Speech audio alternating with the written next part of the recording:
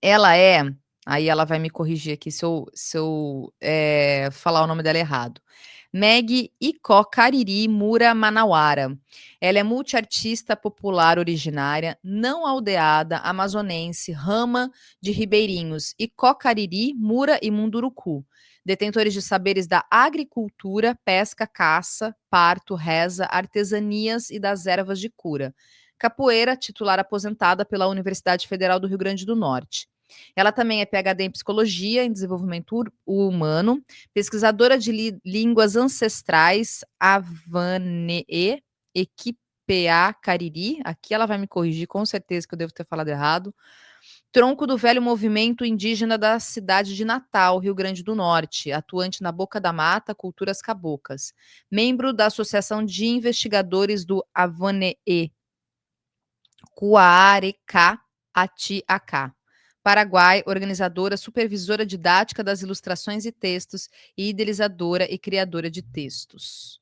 Então, devidamente apresentada, Meg, boa noite para você. Seja bem-vinda aqui ao Cultura Brasileira, ao Farol Brasil. Muito obrigada por atender o meu convite, vir aqui conversar conosco, desculpa, do seu projeto, falar um pouco do teu trabalho, da sua atuação, você junto de outros parceiros e parceiras que estão junto com você. Então, mais uma vez, boa noite. Obrigada pela sua presença.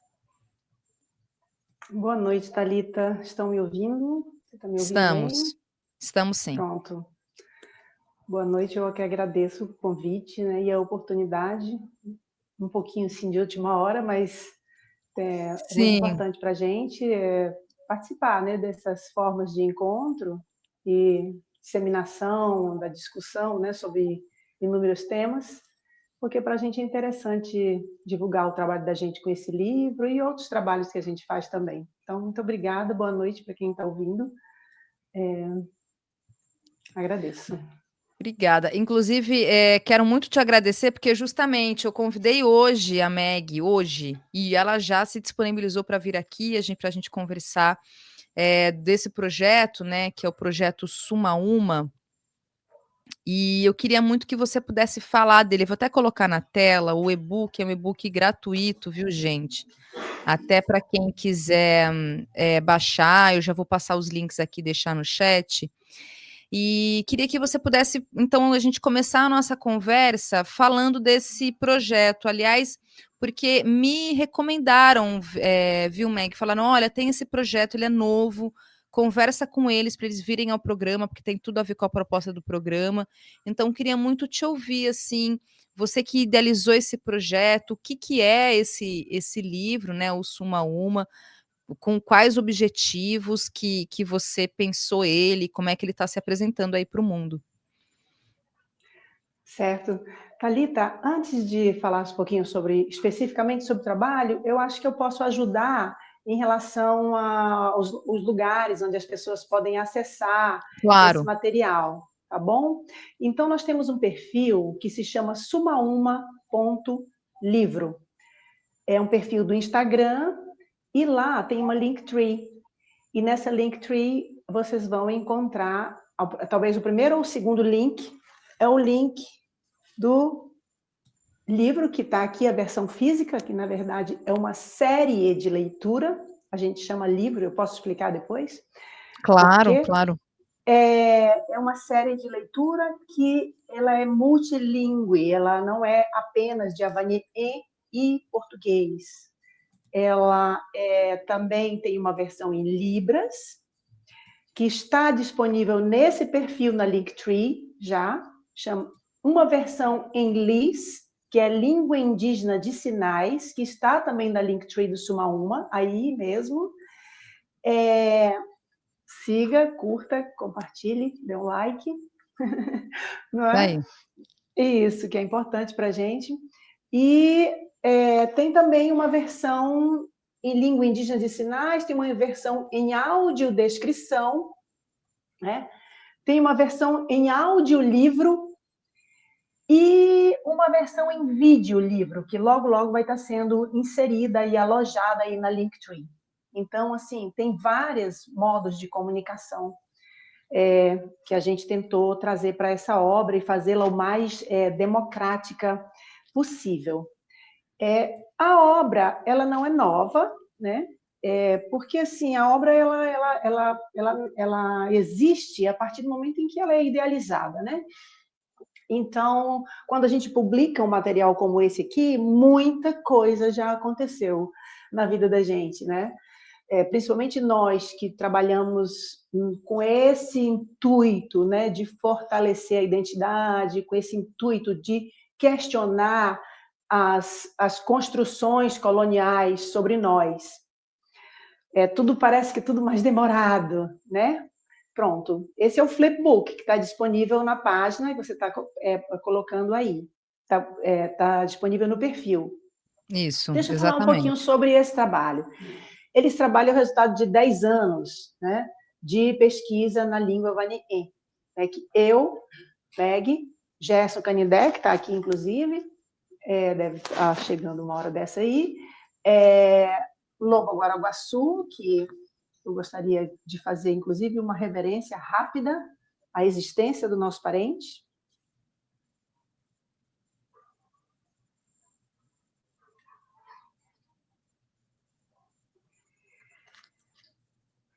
Que há 4 meses encantou-se no processo desse trabalho. Então, tem também a parceria do professor Carlos Quiñonez, que é também um pesquisador e é uma pessoa indígena também, pesquisador no Paraguai, né, da Academia de Línguas Paraguai e da Academia de Pesquisa também das Línguas Paraguaias. É o terceiro que você vai encontrar. Esse segundo é o Gerson, e tem mais o Lobo, a Guaraguaçu, Salve Lobo, Sabe Sua Força, e o Carlos Quiñonez, né, professor Carlos, que foi assim, muito importante para a gente na supervisão linguística da obra, né? Então, é uma obra que tem 10 anos de idade, né? Nasceu assim, está sendo apresentada, não é a primeira vez, porque a gente já fez uma tentativa de apresentação das nossas pesquisas em Havanier, das nossas tentativas, né, de promover o Havanier, posso explicar por que o Havanier depois, através dos meios, das tecnologias coloniais, né, que a gente também tem se apropriado delas. Essa é uma série de leitura, Thalita, que tem 3 níveis. Esses 3 níveis da série de leitura foram colocados em um volume só. Por quê? Porque um volume só, cada série tem 49 páginas, porque são 7 temas vezes 7 subtemas, que dá 49 páginas para cada série, certo?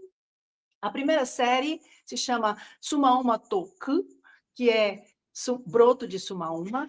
A segunda série, ou segundo livro, como queira chamar, se chama Sumauma Uraraú, que é a muda de Sumauma.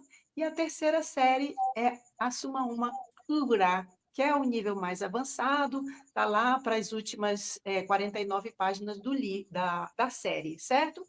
A gente encadernou assim porque esse livro, Thalita, é para ser oferecido, a gente está tentando fazer uma distribuição gratuita desse livro, ele foi criado para ser distribuído gratuitamente para as escolas públicas de ensino básico. Então, assim, a justificativa do nosso projeto, que foi contemplado pela Lei Paulo Gustavo de 2023, aqui no Rio Grande do Norte, a gente está concluindo agora esse trabalho com muito esforço, né? Para especificamente, diretamente voltado para atender uma lacuna muito grande que tem no ensino básico, que é estudar as culturas, conversar sobre as culturas originárias, discuti-las como uma possibilidade de ser uma chave para o seu pertencimento. Se vocês folhearem o livro, como vocês estão vendo, como Thalita está fazendo aí, minha gente, por exemplo, ela está na página, ela está na parte das brincadeiras, são as brincadeiras originárias. Então, a gente selecionou 7 brincadeiras originárias. A peteca, o jogo da onça, o jogo da castanha, o esconde-esconde, o tica-tica, a capoeira e o futebol, né? São 7 temas. Por exemplo, esse tema ele pode dar, né, um espaço para que os professores de artes, de educação física, de comunicação, possam diretamente usar esse material para inspirar suas atividades na escola com base nas nossas tradições corporais, infantis e brincadeiras gerais mesmo, nativas originárias, que são essas 7 brincadeiras que a gente colocou. Junto com essa tentativa, né, de acordar essa discussão na escola, sobre esses temas específicos que a gente considera que são eminentemente de matriz originária, né, de matriz, de nativos daqui, desse território. Então, assim, a partir daí, dá para, inclusive, aprender o Avanhê. Mas se quiser também aprender Libras, língua indígena de sinais, pode, porque está na mesma série. Se quiser aprender Libras, também pode. Se quiser aprender português, também pode. Se quiser aprender a sua própria língua, qualquer que seja ela, tentando fazer uma tradução, uma equiparação, eu acho que também é possível.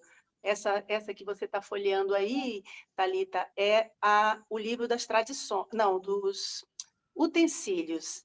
O cesto, Uhum, o maracá, aí você já uhum. passou para o outro, que é o dos alimentos.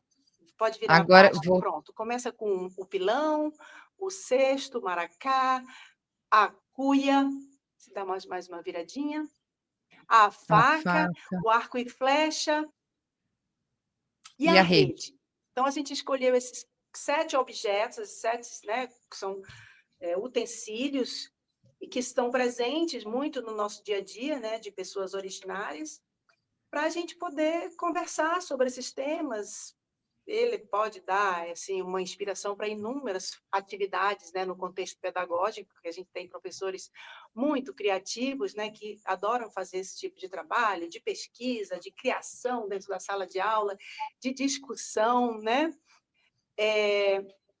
Então, a ideia é ter essa base da cultura, das culturas, mas também trazer uma língua.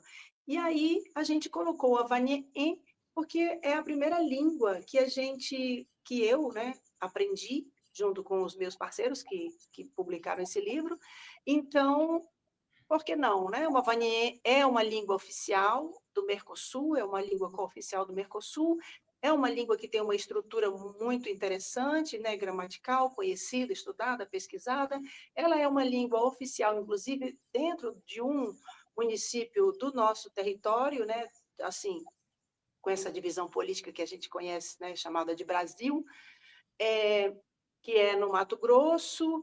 Ele também é articulado no Paraná, em várias regiões na Bolívia, né, no Paraguai.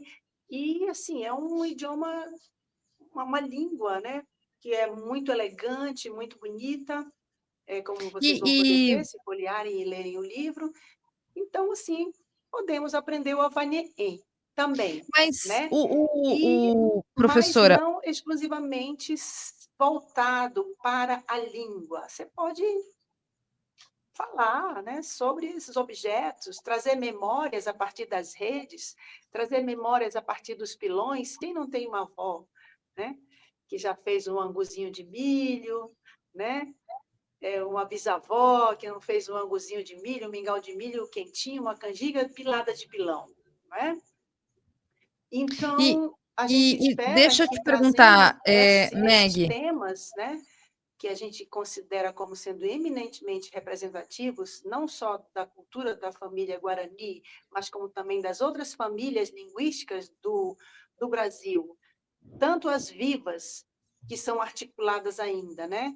Que têm sido articuladas pelos nossos parentes, que são formalmente reconhecidos pelo Estado, como indígenas, né? como nativos originários, quanto outros parentes que também ainda não conseguiram, né? Se é que é importante, eu acredito que sim, né? Porque, infelizmente, o Estado domina, né? Existe uma dominância social e o Estado é um aparelho dessa dominância social. Então, a gente acha que trazendo essa identidade para a sala de aula, né, através do se reconhecer nesse livro, se possa pensar, peraí, né?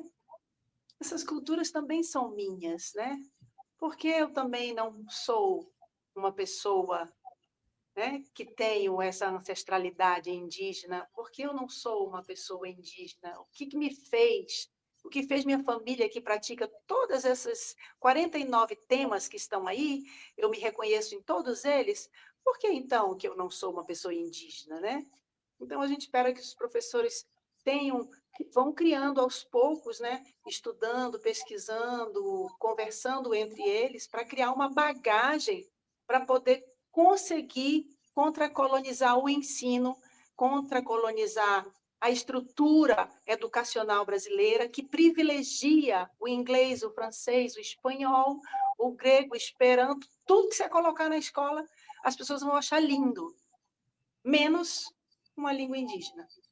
Existem, por exemplo, eu recentemente tive, né, a oportunidade de testemunhar alguém dizendo para poder fazer um livro em língua indígena, você precisa da permissão dos parentes indígenas aldeados.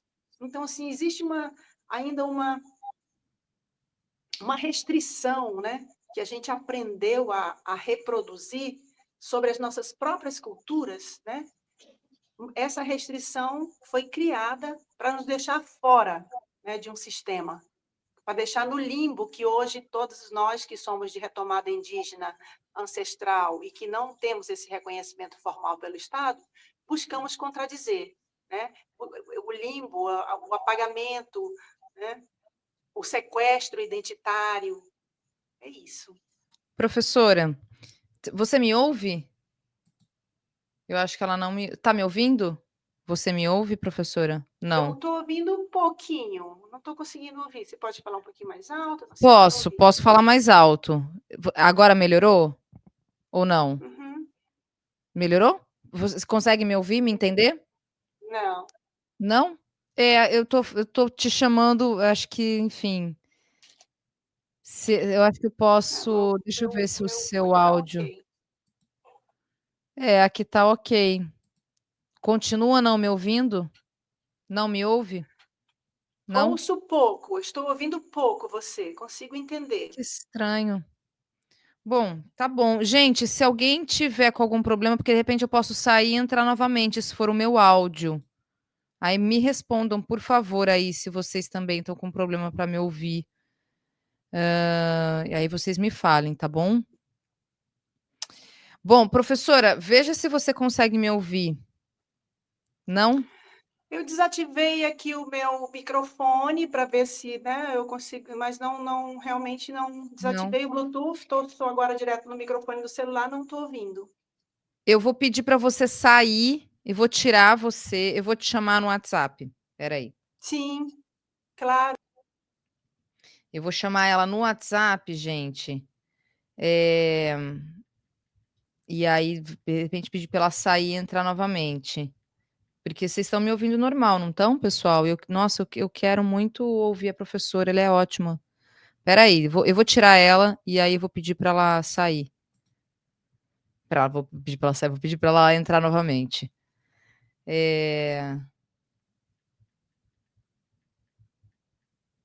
E aí, de repente, acho que é isso, viu, gente? Pô, ela já chegou dando pedrada com essa fala. Eu queria emendar, fazer pergunta aqui. E agora? Vamos lá, vamos ver se ela retorna, tá? Mas não é incrível, pessoal? Vou colocar novamente aqui o livro. Eu estava dando uma folheada, né, antes até aqui do programa começar, agora à tarde, e pô, que projeto incrível. Inclusive porque uma das coisas que queria abordar com a professora lembrem-se que nós temos aí dentro do âmbito da educação, da alfabetização, a... ela falou que entrou. Não entrou não, professora. Espera aí. Deixa eu colocar o link para ela. Então, como eu dizia aqui, deixa eu ver aqui, fala para ela entrar. Nós temos uma lei de 2003, que é a 10.639, que trata da educação de cultura e ensino e cultura e história afro-brasileira. E aí nós temos a lei, deixa eu colocá-la de volta. Oi, professora, e agora? Consegue me ouvir? Oi, Meg. Oi. Meg. Meg, consegue me Isso. ouvir? Consigo Consegue? sim, Ah, Thalita, tá que bom, ótimo, que tá. ótimo, maravilha. Eu estava dizendo aqui, Meg, que, enfim, um pouco, né, das tuas falas iniciais, né, para além da apresentação do livro, que você abordou alguns temas aqui que eu queria muito te ouvir. O primeiro, eu dizia que na legislação brasileira nós temos duas leis, né? A Lei 10.639, de 2003, que trata justamente do ensino de cultura e história afro-brasileira, e essa lei de 2011, que eu, se eu não me engano, acho que é 11.645, que trata justamente do ensino de cultura e história indígena. E aí este livro, né, de acordo inclusive com o que você apresentou, ele tem esse direcionamento que não apenas, né, mas também para educadores, para professoras, professores apresentarem nas salas de aula, né, e aí ter um trabalho pedagógico junto dos alunos. E aí, a partir disso, eu gostaria muito de te ouvir, assim, como é que vocês trouxeram, né, na construção desse projeto, que é um projeto de 10 anos, como você disse, pensando a partir dessa lógica mesmo, né, de poder dar ferramenta para esse professor e essa professora, para eles poderem fazer valer, inclusive, algo que está previsto na legislação brasileira, porque muito se diz, inclusive, que os educadores, as professoras e professores, muitas vezes não têm a ferramenta para justamente fazer valer, né, essa questão que é justa e histórica, que é apresentar e alfabetizar todas as pessoas, né, com a questão da educação indígena, falando especificamente desse caso. E até porque, veja, quando você fala da língua Avaetê, não sei se é assim que pronuncia, eu me sinto muito ignorante. Eu falo, puxa vida, eu não aprendi, eu não sei que língua é essa, de que povo exatamente a gente está falando, de que tronco linguístico é esse que a gente está tratando, de que região, porque a questão indígena, ela assim, em âmbito geral, ela teve um processo tão violento, tão fragmentado, que, bom, eu, pelo menos, eu sou muito ignorante em relação a essa questão no âmbito do meu processo formativo, de alfabetização mesmo, né. Então eu queria muito te ouvir a partir dessa questão, Meg. Como é que vocês pensaram esse projeto nessa linha mesmo, sabe? De pensar numa alfabetização e fazer com que as crianças, os adolescentes, as pessoas possam ter acesso a partir dessa ferramenta e dessa legislação, pelo menos, né, que se tenta apresentar para que toda brasileira e brasileiro seja educado a partir dessa cosmovisão, dessa cosmologia completa, desse saber que é o saber indígena. E a partir, inclusive, de que língua que é essa que a gente está falando, né? O Avaetê. Qual que é o povo? É um tronco linguístico específico? É de uma região específica? Se você puder trazer isso para a gente. Ah, vamos por partes. Deixa eu falar um pouquinho do livro, porque para poder usá-lo como exemplo no resto da minha abordagem, é o seguinte, o livro ele tem 7 temas. O primeiro tema é natureza, o segundo tema é corpo humano, o terceiro tema é alimentos, quarto, utensílios, quinto, tradições, sexto, brincadeiras, sétimo, narrativas ancestrais. Então, aí, veja, você tem 7 temas, dentro dos quais, não necessariamente exclusivamente, mas, assim, é possível direcionar abordagens, a criação de contextos pedagógicos nas diferentes disciplinas que estão dentro da escola, biologia, educação física. Eu vi alguém elogiando as artes, eu gostaria muito de falar da ideia das artes, né? Assim, que foram 7 ilustradoras mulheres, e foi muito difícil conseguir 7 ilustradoras mulheres para fazer esse trabalho, né? Então, tem inúmeros temas aqui dentro que o professor pode olhar para eles e, com toda a sua bagagem, né, de formação, para atuar com a bagagem pedagógica, vai, com certeza, servir para si próprio, para se reconhecer como uma pessoa nativa, originária, também, que é o que acontece com 70% da população desse território aqui, né, que são pessoas eminentemente de ascendência indígena, mas, enfim, essa é uma outra discussão que poderíamos fazer, né, sobre esse tema, que é muito delicado. Então, dá para fazer esse trabalho, né? Então, a gente pensou em criar esses 7 temas justamente para dar uma amplitude dentro da escola, e porque esses 7 temas também a gente encontra muita coisa do nosso dia a dia que nos arrebata a memória, certo? E você sabe que as nossas memórias, elas são essenciais para, eu diria que muito, porque a gente tem uma abordagem, infelizmente, identitária, uma abordagem equivocada, racial, porque o nosso pertencimento nesse território é um pertencimento étnico ao território, é cultural também, né? Claro que passa um pouco pela questão biológica, mas a gente também é muito dessa construção cultural. Então, assim, o que a gente entende é que, entrando por esses temas, a gente vai provocar discussões de pertencimento na escola. Isso é muito pedagógico, por quê? Porque você sabe que a escola, a instituição escolar, ela é um aparelho ideológico. Ela é um aparelho ideológico extremamente importante no processo de colonização. É por causa da escola que você não sabe a sua ascendência, é por causa da escola, eu estou falando de modo geral, né? Generalizando, as pessoas. É por causa da escola, muito por causa da escola, que a nossa história é apagada. Até bem pouco tempo ela era contada como se fosse um conto de fadas, né?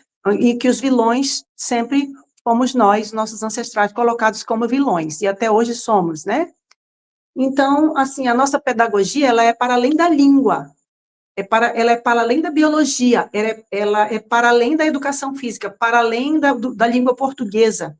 Ela é uma pedagogia para a vida, tanto é que esse livro foi inspirado muito em escolher coisas que as crianças certamente vão reconhecer. Oxe, mas aqui tem um pilão na minha avó, né?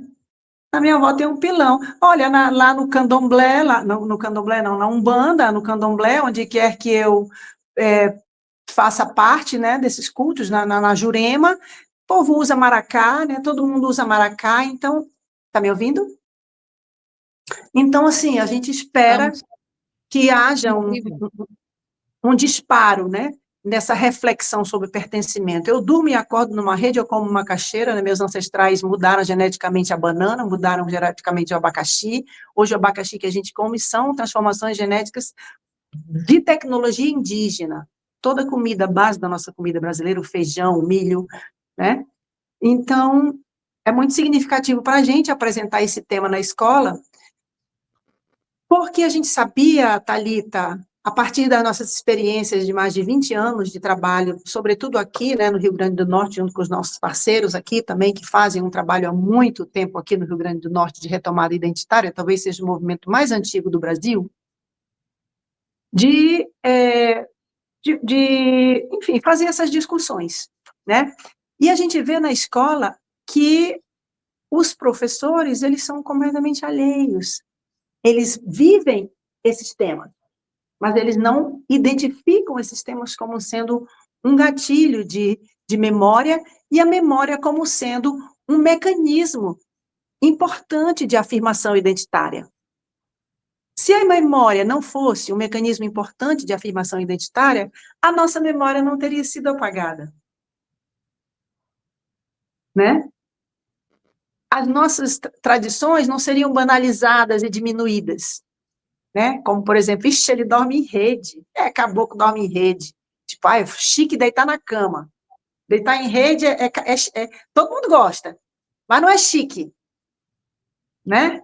Então, assim, o que a gente quer é desconstruir. E como a gente tem uma experiência vasta, por exemplo, esse ano de 2023, 2024, nós andamos, eu, o Gerson, né, que está aqui do meu lado, já andamos por 21 municípios da Caatinga, 21 municípios da Caatinga, Rio Grande do Norte, Ceará e Pernambuco, em 2 projetos que a gente foi levar também o Teatro Popular Indígena. Eu pedi para você ver o nosso perfil lá da Boca da Mata, porque lá estão os registros do trabalho que a gente fez com muito sacrifício, correndo muito risco, andando por essas estradas, né, as BRs do sertão, enfim, mas foi muito gratificante.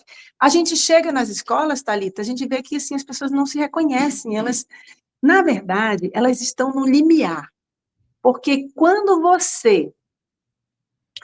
Esse aí é uma... São registros de narrativas de retomada. Eu recomendo que assistam, tá? Nesse Boca da Mata, é muito interessante os registros de narrativa de retomada. Tem umas 50 narrativas de retomada de parentes que, como eu, né, fazem essas tentativas de contracolonizar, né? Então, aí a gente viu que os professores não têm nada, sempre ninguém conhece a Lei 11.645, e também se conhecer não faz diferença nenhuma, porque, assim, o mecanismo legal também é colonial, né? Uhum, Ele é sim. um mecanismo colonial, as leis elas são criadas mais para nos controlar do que para facilitar a vida de 70% da população que é considerada, né, economicamente pobre, que está na margem da sociedade, etc, etc, tal, são os pardos, né? Então, assim, é impressionante você ver, infelizmente, né, ainda os nossos colegas professores, muitos já estão num caminho e fazem trabalhos muito interessantes, mas, em geral, existe uma falta de informação nas escolas sobre essa obrigatoriedade, né? Que, veja, é de 2008, a lei Uhum. 1.745, ela é 5 anos mais nova, do que a lei que obriga o ensino das culturas afro-africanas, né? Por aí você pode imaginar o quanto é estrutural o nosso apagamento. Nós vivemos num território indígena, eminentemente indígena, mas a primeira lei, né, que obriga o estudo de minorias, e que nós não somos minorias, né, mas que são consideradas minorias por causa do nosso baixo poder de decisão, né, ou sei lá como, nem sei, são tantas coisas, né, que a gente pode adjetivos que a gente pode usar para a gente, né, enfim, nesse processo de apagamento e silenciamento, e que eu até esqueci o que eu estava falando, mas, enfim, é a lei, as pessoas não conhecem a Professora, lei. Meg, eu queria aproveitar então e te perguntar, você inclusive o utilizou várias vezes, e eu tenho ouvido muitos indígenas, né, que vêm aqui, muitos artistas, educadores, pessoas que estão pensando culturalmente e a educação como um todo, todos os trabalhos desenvolvidos, e para além daqui, eu tenho ouvido muito a expressão retomada, né? Eu queria que você pudesse explicar para nós o que é essa ideia, né, e essa atuação de retomada. O que é a retomada? Que é algo, inclusive, que você disse algumas vezes aqui. Olha, Thalita, esse conceito, a gente vive, você sabe, a gente vive numa guerra de narrativas, né? Sim. E justamente as narrativas predominantes são as narrativas coloniais. E, atualmente, a gente tem muito contradito essas narrativas, questionado essas narrativas, nos colocado, né, à disposição para discutir essas narrativas. Muitos de nós, artistas, professores, parentes das aldeias, né, a gente está num movimento muito latente, muito efervescente, de tentar dizer, olha, gente, desculpa, mas aqui, onde essa terra onde você está pisando, é um território indígena. Então, é um território indígena, não é porque foi nomeado assim. É um território de pessoas nativas originárias, de presença humana, de relações políticas, econômicas, sociais, educacionais sofisticadas, né? Até onde a gente pode dizer que é importante essa palavra sofisticação, né, para a gente, mas eu quero dizer complexas, há mais de 10 mil anos. Então, assim, nós somos descendentes dessas pessoas, né? Que conhecem as rezas, que conhecem as ervas. Nós somos descendentes das pessoas que conhecem os plantios, os ciclos das chuvas, os ciclos dos rios. Nós somos descendentes das pessoas que foram perseguidas, que foram obrigadas a abandonar a sua identidade por causa de um estigma que foi criado dentro da escola, dentro da igreja, para dizer que a gente não presta, para dizer que a gente que essa cara que não diz nada, não quer dizer nada, né? Porque a gente já aprendeu, assimilou outra coisa. Então, retomada é dizer, vamos tentar reconstituir uma identidade que é sucessivamente há 500 anos maltratada, apagada, silenciada, sem direitos, usurpada, de todas as formas. Tanto os parentes que estão nas aldeias, que sofrem muito, muitos são de retomada, entre aspas, né? Porque essas retomadas que deram origem a grupos étnicos formais, né, que o Estado contabiliza, Pataxó, não vou nem mencionar para não, né, não ter nenhum tipo de problema, mas grupo X, Y, Z, esses grupos aqui o Estado reconhece. Você é indígena. É porque e você é indígena e mesmo assim seu território não é reconhecido. É reconhecido, mas não é demarcado. Está aí, tem 101 processos para serem apenas assinados pelo presidente e até agora, presidente. É o meme que está rolando, né, dos nossos parentes aldeados. Cadê a caneta? Só falta uma caneta para assinar a demarcação de terras dos nossos parentes aldeados, que todo dia são mortos, os pataxós são mortos, os guarani estão sendo mortos, né? Muitos, Munduruku, né? Os Guajajara, sem contar com a narrativa de que existem tantas etnias formalmente reconhecidas pelo Estado e só são essas. Porque se outras pessoas se reconhecerem, cuidado, porque elas vão querer terras.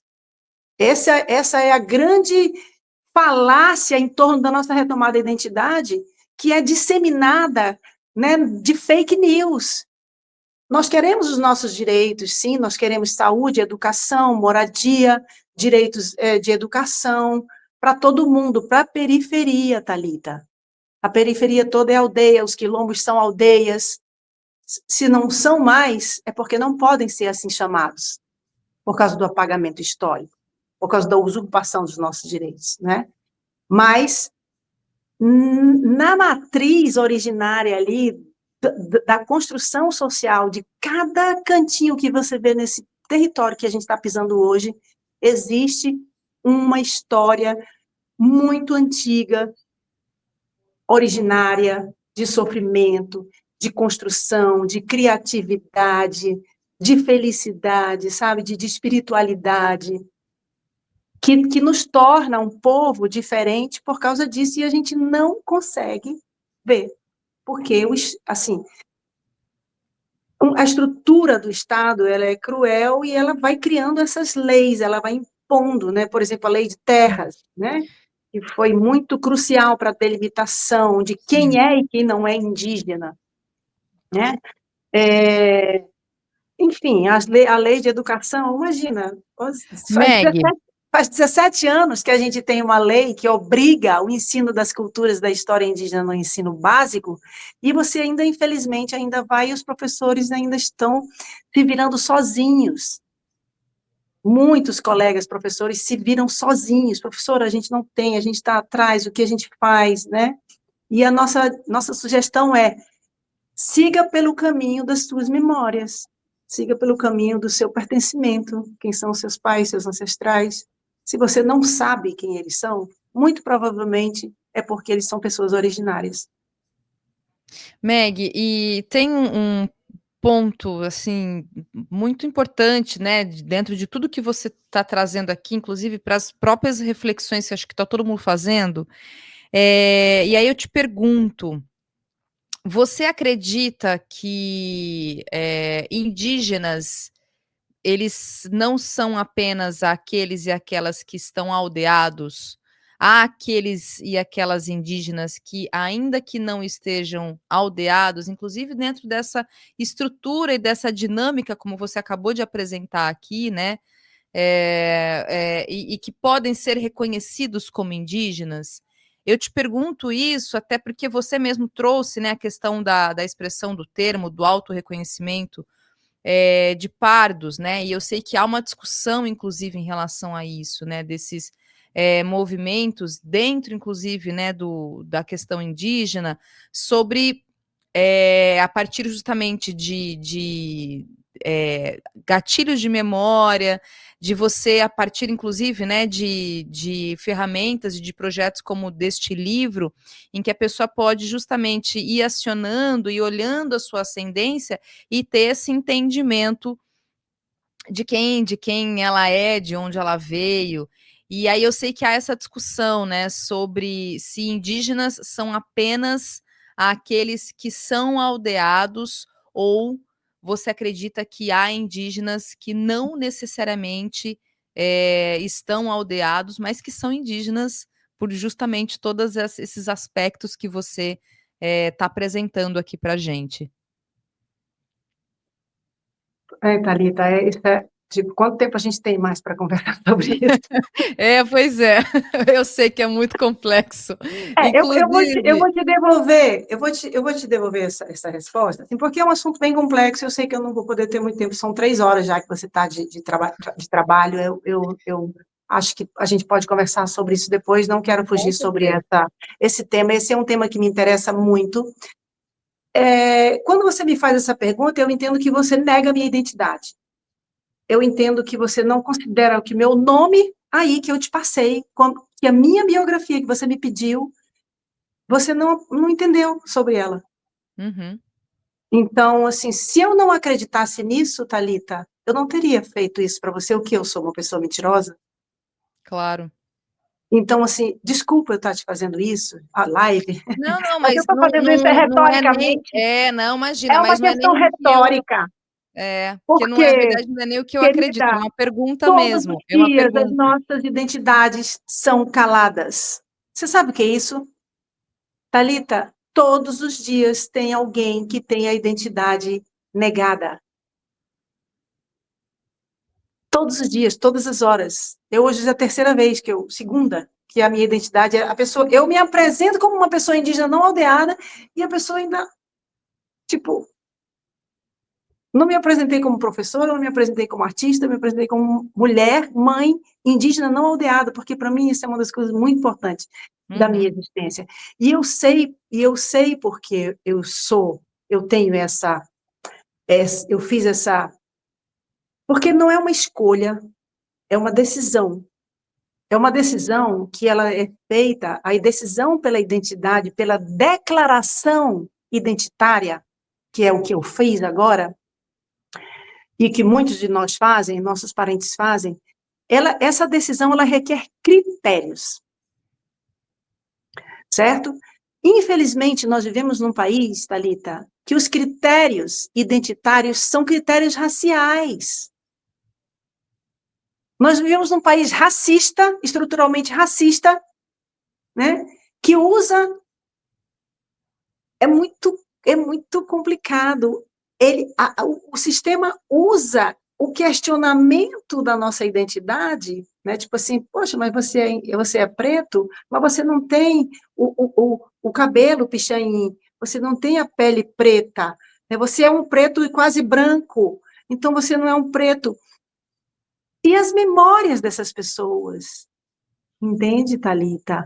E o que elas vivem, o que elas viveram, é como se como cada um de nós que assumíssemos esse papel arriscado e doloroso de dizer quem a gente acredita que a gente é e lutar por isso, é como se fosse uma mentira e é como se fosse uma brincadeira. Isso não é uma brincadeira. Mas para aliviar um pouco essa tensão, eu queria dizer, querida, que já a gente vive há 500 anos num país de sucessivas retomadas. Quando você ouvia no seu livro de história, a sua professora de história brasileira dizer as revoltas populares, o nome disso é retomada. Só que nunca recebeu esse nome nos livros de história. Dos anos 70 para cá, e dos anos 80 sobretudo, né, com a Constituição, muitos parentes indígenas que hoje têm a identidade formalmente reconhecida, muitos ancestralizaram em busca dessa luta, porque antes eles eram apenas caboclos, que viviam na periferia, jogados na beira de um rio, porque índio gosta de rio, né? Eu nasci na beira do Igarapé, meu pai se instalou na beira do Igarapé, veio para a cidade, para morar na cidade, né? Se instalou na beira do Igarapé, ele e a cabocada toda, né? Do lado B, onde eu morava. Então, assim, é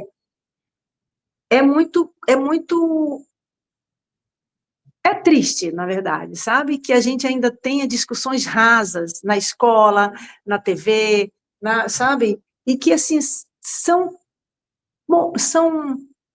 definições tão frágeis, uma definição identitária pela cor da pessoa. Você é preto, branco, amarelo, é pardo ou indígena? Indígena nem está na categoria de cor, viu? Como é que você pode...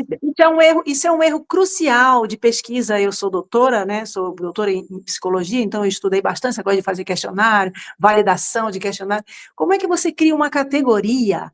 Como você cria uma pergunta que você apresenta 5 categorias, 6 categorias, que 5 delas estão dentro da categoria, mas uma não faz parte, porque indígena não é cor.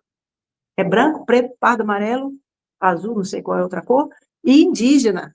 Dentro da mesma categoria, da mesma resposta. Você pode ser um indígena preto, olha para a cor dos trucá, olha para a cor dos tupinambá, olha para a cor dos pataxó. Você pode ser um indígena preto. Você pode ser um indígena da pele clara, olha para a cara dos caigangue, olha para a cara assim, dos indígenas que vivem nas serras. Né? Então, assim, essa classificação ela é rasa, mas ela é que orienta uma política assim, inteira de promoção da identidade. Né? Quantos parentes não passam por essa dúvida, né? O que eu sou? Eu mesmo já ouvi pessoas políticas importantes em 3 reuniões diferentes. Primeiro, a pessoa se apresentou como eu sou uma mulher branca, aí eu, massa, beleza. Aí depois ela fez, numa outra reunião, acho que alguém despelei, não te classifica como branca não, que não é legal. Aí ela, eu sou uma pessoa parda, aí eu, puxa, já mudou da reunião passada para agora. Entra no processo, pois é, dentro do que é dentro de uma certa conveniência das convenções, tem uma complexidade mesmo em relação a essa Não é questão. conveniência, Thalita, essa desculpa, mas essa é uma percepção colonial. Não, tipo, eu acho que muitas vezes tem muitas pessoas que usam de maneira conveniente, sim. Eu acho, Meg, que tem muita gente que acaba utilizando desse debate, utilizando desse tipo de coisa para fazer isso de maneira conveniente. Acho que tem sim, isso tudo cotas, que você está trazendo, mas também tem aqueles e aquelas que fazem uso disso, que é de maneira equivocada, não ética, que é colonial. Exatamente, é como você está trazendo, que é colonial.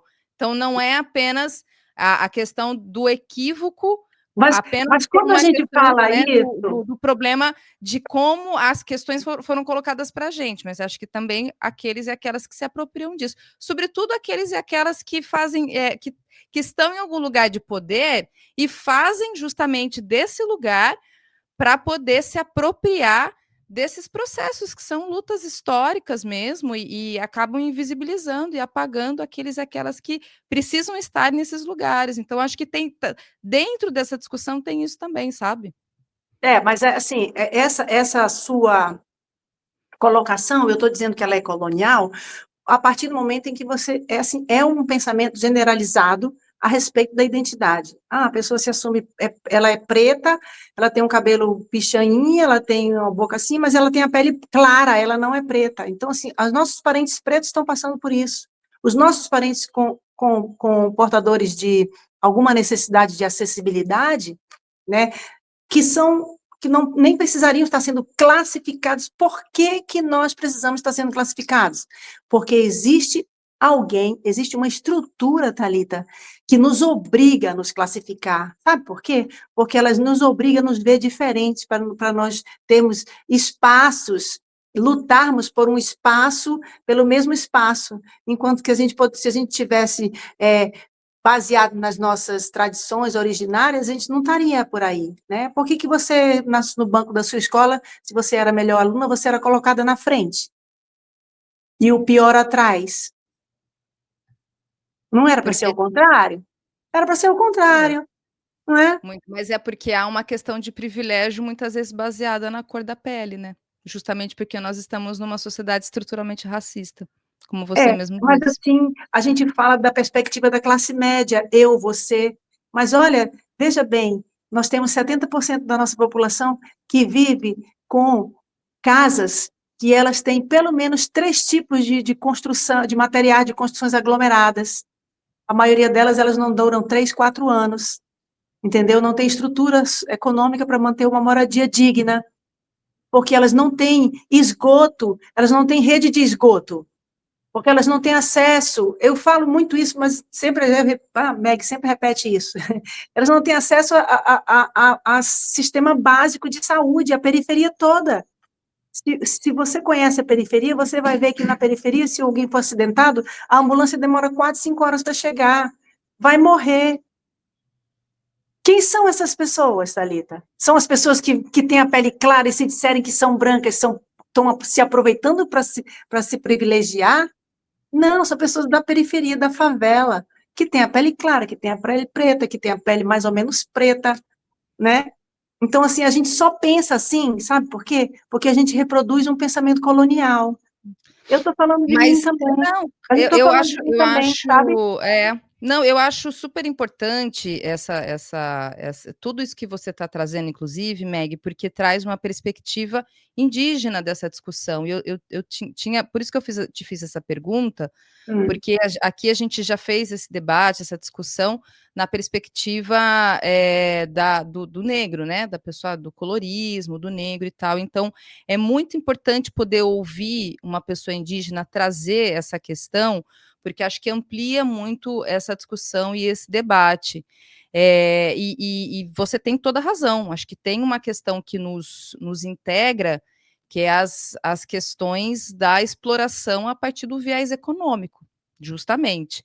Mas só é importante também a gente lembrar que, mesmo dentro da periferia, uma pessoa que é branca, lida como branca, porque não necessariamente ela é branca, e a gente sabe o quanto isso é complexo, inclusive, mas ela vai sim ter preferências, ela vai ter privilégios em detrimento àquelas e àqueles que não são lidos como brancos, mesmo sendo pobres e da periferia. Acho que isso é um dado da realidade, assim, e isso, inclusive, é o que baliza políticas públicas e essas lutas históricas todas que a gente vem acompanhando, sabe?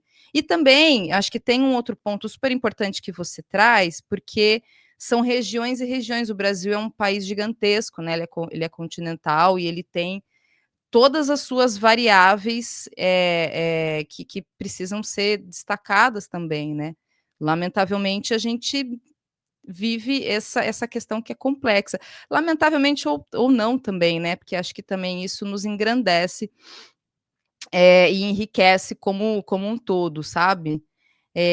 Então, acho que assim, eu realmente acho super importante você trazer essa sua perspectiva dentro da sua vivência e da sua pesquisa toda, porque eu acho que esse é um debate que ele é triste, assim, eu entendo, acho que muito do que você traz, mas que ele tá presente, as pessoas estão falando sobre isso, e a gente está aqui falando sobre isso, inclusive, né? Então, acho que é são muito muitas bom. contradições, né, Thalita? Tem muitas contradições.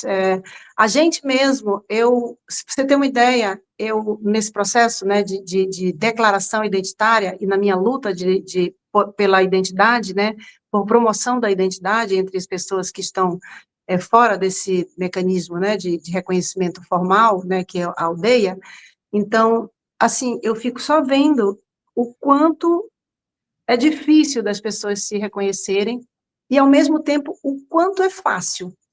Porque quando você Sim. oferece para elas esse mecanismo de memória, e você diz, esse mecanismo é um mecanismo válido. Você não precisa ter um documento, até porque seus documentos foram todos apagados dos seus avós, dos seus ancestrais.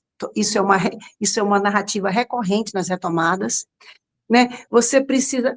Tem uma questão muito delicada, duas questões delicadas nessa nossa discussão. Primeira é a questão, realmente, do que as pessoas chamam de insegurança jurídica e os parentes aldeados passam a partir do momento em que qualquer pessoa pode se autodeclarar indígena e achar que pode ter os direitos por essa declaração, né?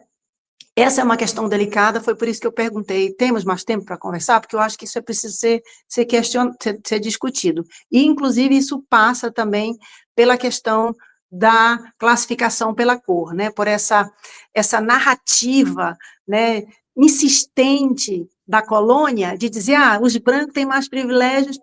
Sim, mas não é só isso. Isso não é representativo da complexidade que a gente vive de usurpação dos nossos direitos há muito tempo. Isso é uma coisa importante? Atinge as pessoas que quanto mais preta uma pessoa é, até certo ponto, né, ela é perseguida, ela é morta, né, nos becos, nas favelas?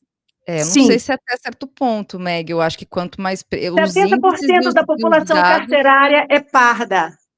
Isso, que são os que são 70% da negros. população carcerária é parda. Isso. 100% da população que morre por acidente de moto e tiro é parda. Você sabe o que é um pardo? Um pardo é uma pessoa de uma ascendência indefinida. Se uma pessoa tem uma ascendência indefinida, ascendência familiar, genealógica indefinida, mas ela nasce num território indígena, ela tem fenótipo pardo, que é um fenótipo indígena. Se for cavocar nas memórias dela e onde ela mora e o que ela faz, ela pratica hábitos indígenas. Essa pessoa é uma pessoa indígena, mas ela é lida como preta. Ela é lida como negra. Como A negra. identidade dela é sequestrada como negra. A identidade dela é sequestrada.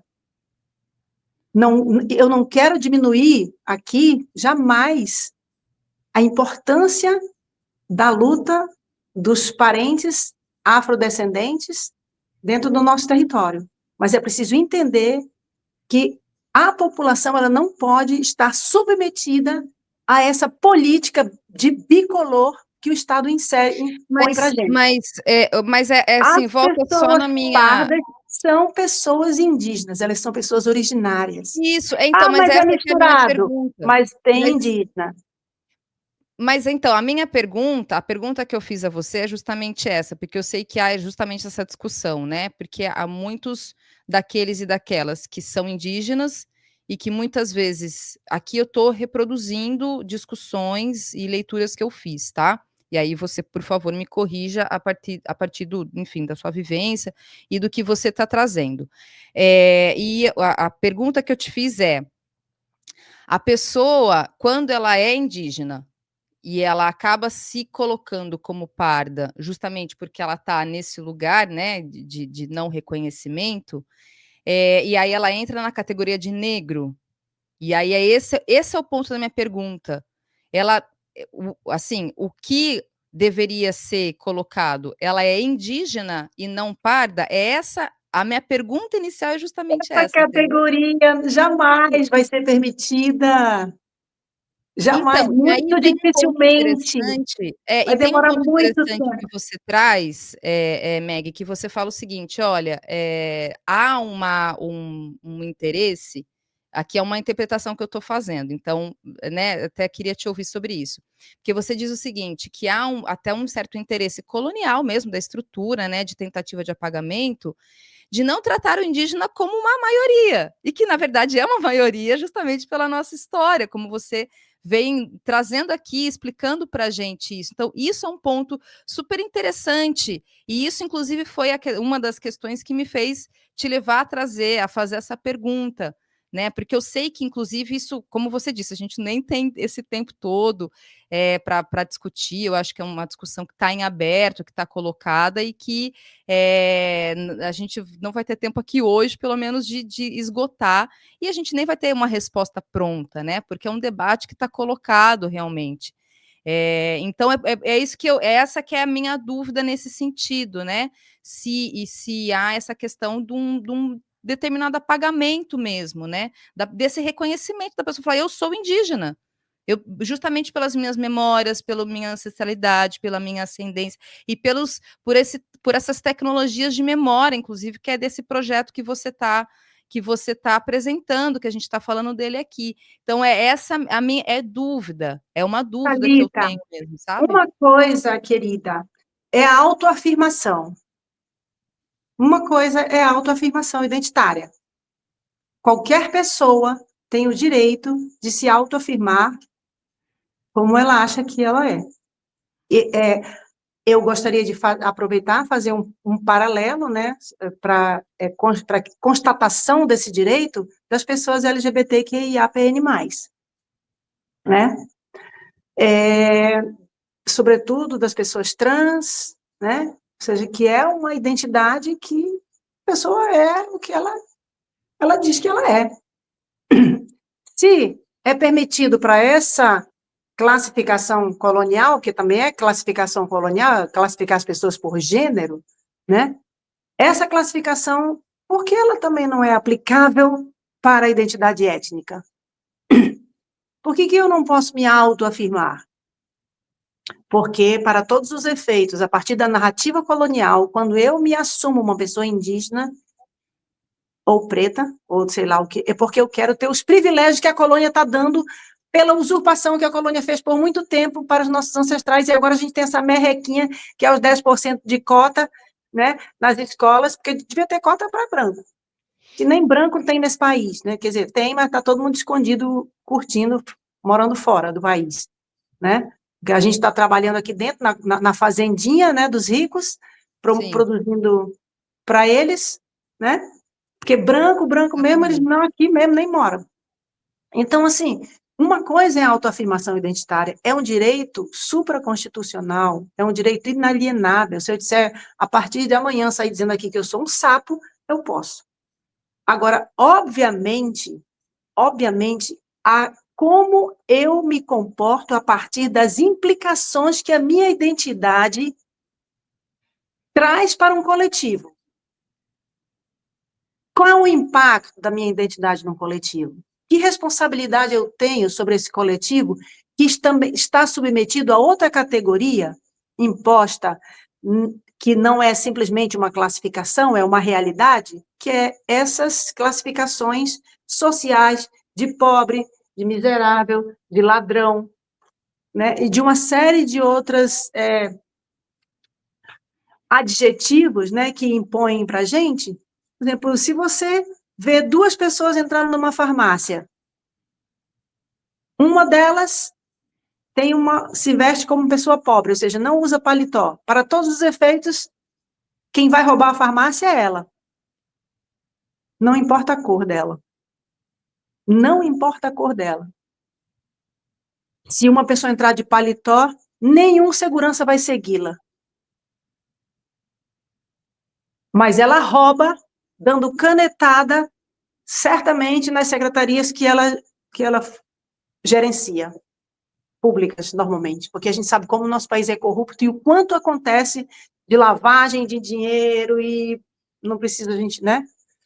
Então, assim, é muito complicado eu dizer a pessoa indígena pode ser indígena, não, eu falo da minha identidade, eu falo da minha responsabilidade sobre a minha identidade, do impacto que tem né, sobre eu me autoafirmar indígena, e eu trago para os colegas professores, quando eu vou nas escolas públicas, essa discussão, justamente como você disse, trazendo os gatilhos de memória para dizer, olha, você tem mecanismos válidos para se reconhecer uma pessoa nativa originária, como você provavelmente deve achar que é, quando você sabe entender que as culturas é que definem, ou pelo menos em grande parte ajudam a definir essa identidade social, né? E veja bem que existem pessoas que têm, hoje, condições de vidas piores do que a nossa. E o que a gente vai fazer com isso? Então, eu estou o tempo todo falando que, quando uma população se incomoda com a sua identidade, ela passa a lutar pelos seus direitos. E um dos direitos que a gente tem é do bem viver, direitos originários. E uma das principais características do bem viver é o compartilhamento, a horizontalidade, né? São as trocas, é a ausência dessa hierarquia econômica que foi imposta para a gente, não é? Que a gente está cansado de, a partir dessas teorias eurocentradas, questionar. Mas agora tem outros também parentes que têm feito essas provocações, né, das nossas teorias, que também sempre falaram sobre isso e ninguém nunca deu confiança, porque não era coisa da academia, né? Mas agora, então, Thalita, assim, é uma questão complexa, é uma questão difícil, a gente tem 500 anos de colonização, mas não que o colonizador saiba colonizar apenas 500 anos, porque ele já vem colonizando, ó, há muito tempo. Muito antes. Eles têm E tecnologias Meg, muito...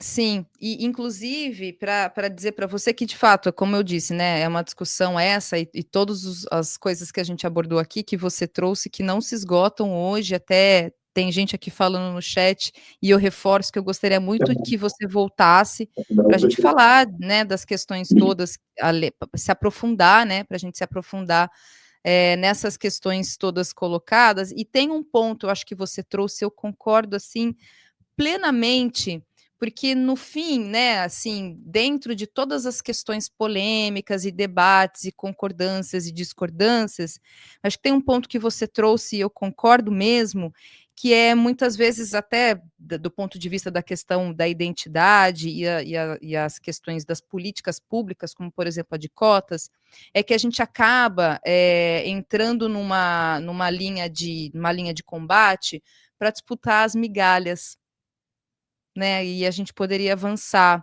E isso eu concordo, assim, plenamente. Ocupar o lugar do branco.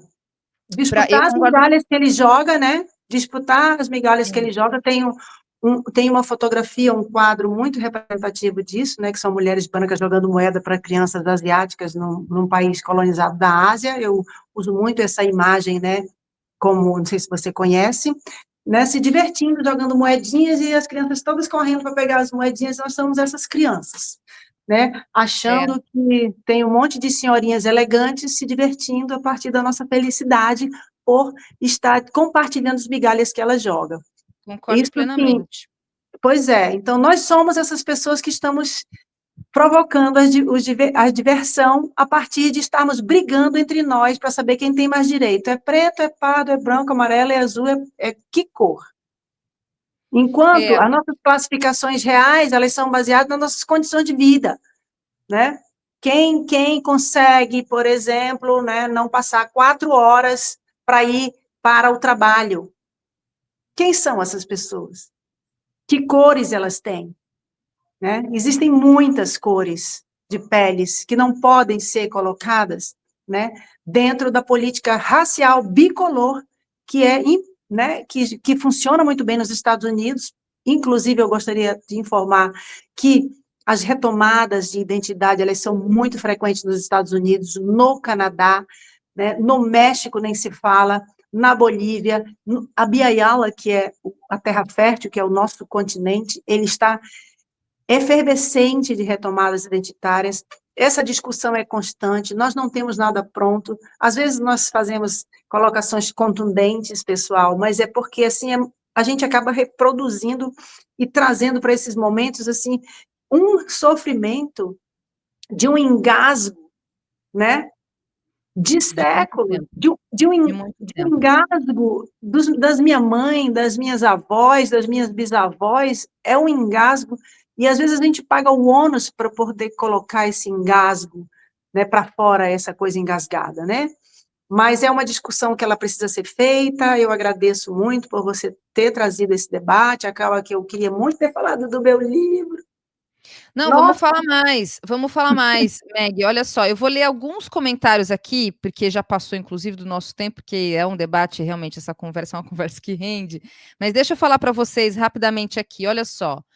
O Instagram do Boca da Mata, que é o projeto da Meg e de tantas outras pessoas. Eu queria Canindé. Eu gostaria de nominar essas pessoas rapidamente. Claro.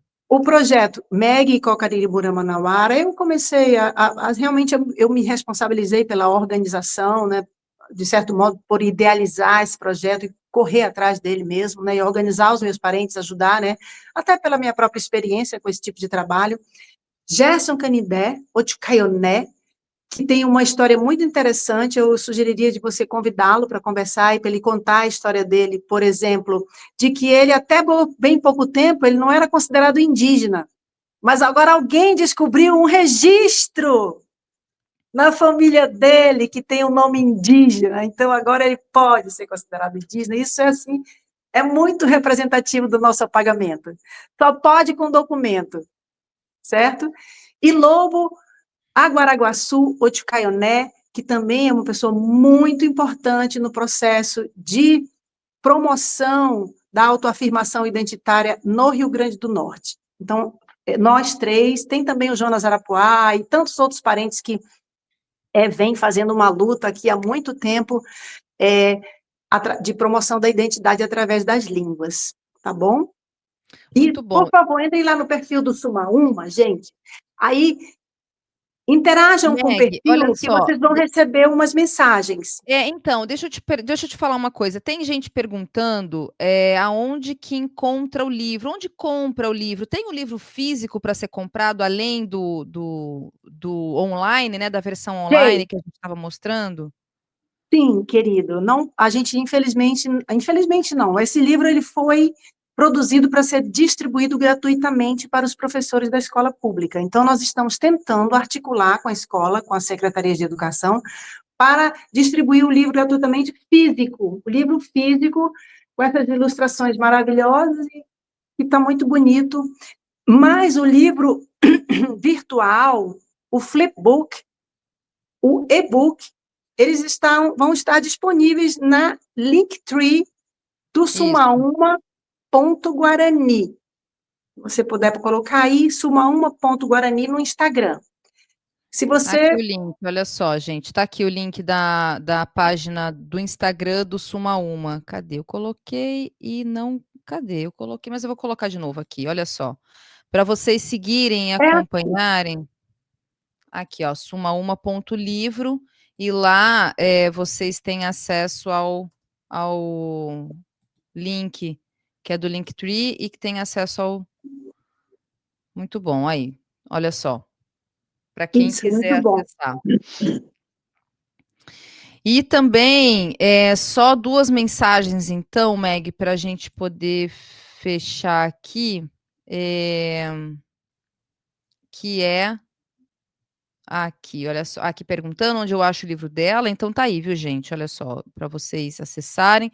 Tem o link do perfil, né, da página O Boca da Mata lá no YouTube, que também tem essas narrativas de retomada, né, Meg, como você falou, acho que a gente pode, numa segunda conversa, falar mais dele também. E quero destacar aqui 2 comentários da Beatriz Andrade, que ela diz: essa entrevista está sendo tão significativa para mim, é uma revolução na minha vida. Meg, volta para continuarmos e aprofundarmos esse tema. Salve sua força, parente. É isso. Salve sua Meg, força. Eu te agradeço muito mesmo por vir aqui, por conversar, por apresentar esse projeto que é seu e de todos os seus outros parceiros, né? Dizer que é um projeto incrível mesmo, assim, eu fiquei folheando agora à tarde o livro, e esse entendimento que não é para além de aprender palavras novas, né? Acho que é justamente você acionar gatilhos de memória, acho que isso é muito mais importante, e isso traz, acho que a grandeza mesmo desse trabalho, e fica o convite mesmo para você voltar, para a gente poder falar dos temas que a gente abordou aqui, dos outros temas que acabaram ficando mais em paralelo, como o projeto Boca da Mata, né, e todos os outros trabalhos que você desenvolve, inclusive para trazer, como você falou, o Gerson, né, que ele pode também vir e a gente voltar a conversar e trazer todas essas questões que a gente conversou. Obrigada mais uma vez pela disponibilidade, por atender meu convite, que eu te chamei hoje, e hoje mesmo você se dispôs a vir aqui, e obrigada mesmo, parabéns pelo seu projeto, pelo seu trabalho. Obrigada, Guilherme. O Gerson disse para eu agradecer ao Guilherme, vou agradecer ao Guilherme. Obrigada, Guilherme. Obrigada, Thalita. Muito obrigada mesmo pela oportunidade. Eu espero que a gente tenha outras chances de poder discutir realmente um pouquinho mais e Claro.